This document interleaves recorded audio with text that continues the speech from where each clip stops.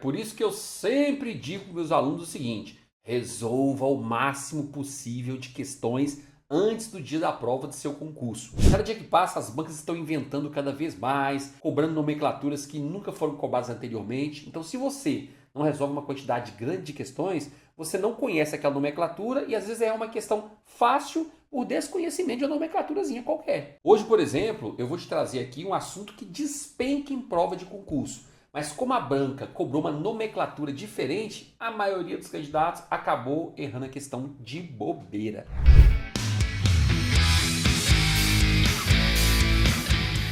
Fala concurseiro, fala concurseira, professor Fabiano Pereira, passando por aqui para deixar mais um super vídeo para você que já tomou a decisão de gabaritar a prova de direito eleitoral, as outras disciplinas também, e assinar no início de 2024 o seu termo de posse no cargo de técnico ou analista da Justiça Eleitoral.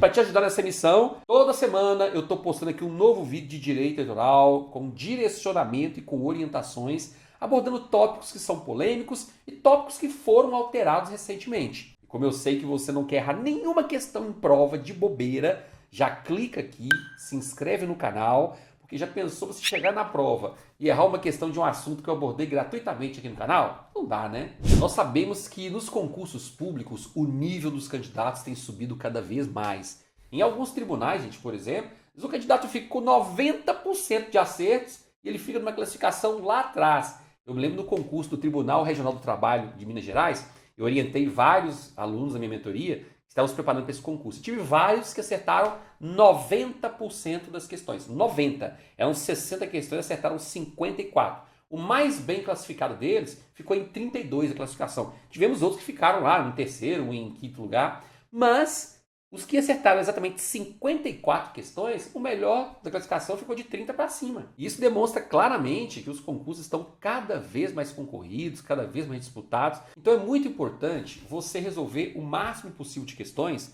Por quê? Porque as bancas têm começado a inventar algumas historinhas, utilizar algumas nomenclaturas diferentes. Então, se você fica ali só no material didático, às vezes o seu material não é tão completo assim, você acaba não tendo acesso a essas informações. Vou te dar um exemplo claro aqui para você entender. Olha só o que diz o artigo 16 da Constituição Federal.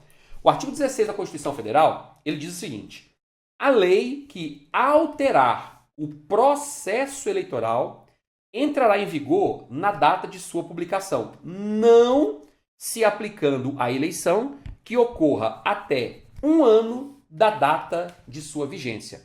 Ou seja, nesse artigo 16, nós estamos diante do chamado princípio da anualidade ou anterioridade eleitoral. Então, princípio anterioridade eleitoral. Então, o princípio da anualidade ou anterioridade eleitoral. Em suma, né, deixa eu te explicar rapidamente o que significa esse princípio aqui. Significa o seguinte, as eleições de 2024 vão acontecer quando? As eleições de 2024 vão acontecer, primeiro turno, né? Exatamente no dia 2 de outubro. Então, vou colocar aqui, eleições de 2024. Eleições de 2024 vão acontecer quando? Em 2 de outubro de 2024. O que esse dispositivo constitucional está dizendo é o seguinte: para que uma lei que altere o processo eleitoral tenha eficácia já nas eleições de 2024, ela tem que ser publicada no Diário Oficial e entrada em vigor até o dia 1º de outubro de 2023, ou seja, um ano e um dia antes da data da eleição. Por quê? Porque, olha só, a lei que alterar o processo eleitoral entrará em vigor na data de sua publicação, não se aplicando à eleição que ocorra até um ano da data de sua vigência. Então, por exemplo, se a lei é publicada em 2 de outubro de 2023, exatamente um ano antes da eleição, ela não vai produzir efeitos na eleição de 2024. Por quê? Não se aplica à eleição que ocorra até um ano da data de sua vigência. Então, para que a lei seja aplicada em 2 de outubro de 2024, ela tem que ser publicada até 1 de outubro de 2023.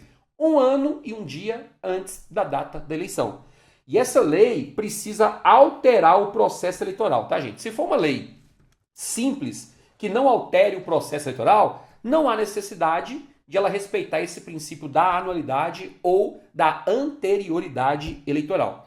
E lembrando, aqui o texto constitucional fala em lei, mas nós não vamos restringir isso apenas à lei, tá? Aqui vai entrar também emenda à Constituição, vai entrar a jurisprudência do Tribunal Superior Eleitoral que altere o processo eleitoral. Tudo isso vai entrar aqui nesse artigo 16 da Constituição Federal. E esse artigo ele é tão importante que o próprio Supremo Tribunal Federal já o considera uma cláusula pétrea.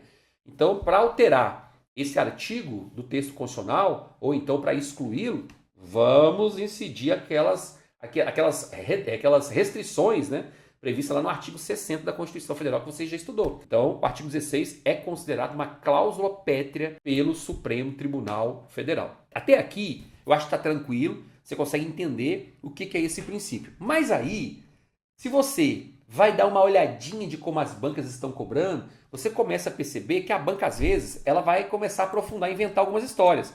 Olha essa questãozinha aqui, ó, que foi uma questão do Instituto Consulplan, cobrada recentemente, ó, 2022. Olha o que a banca cobrou aqui, ó. Assinale a afirmativa que evidencia o princípio da antinomia eleitoral. Gente, que princípio é esse? Princípio da antinomia eleitoral? Da onde é que você já ouviu falar nesse princípio? Pois é lógico que pelo mata-mata aqui, pode ser que você marcasse como resposta a letra D. Ó.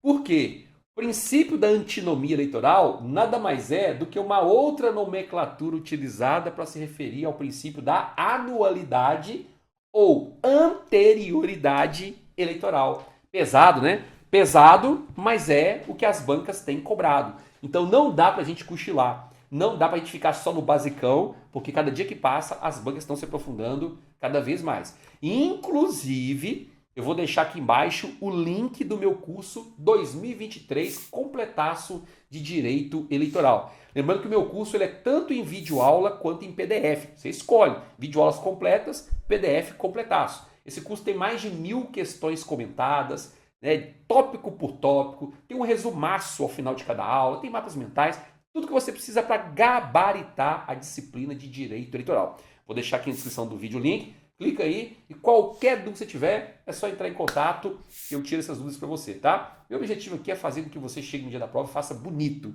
gabarite as questões de eleitoral e em 2024 se torne um técnico ou analista da Justiça Eleitoral. Conta comigo nessa missão. Bons estudos e a gente se vê.